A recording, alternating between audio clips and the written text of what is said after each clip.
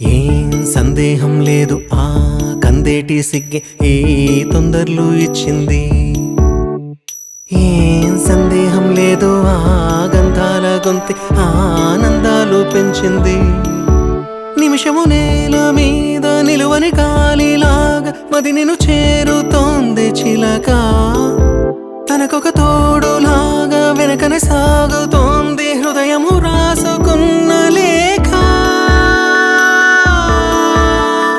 ఏం సందేహం లేదు ఆ అందాల నవ్వే ఈ సందళ్ళు తెచ్చింది.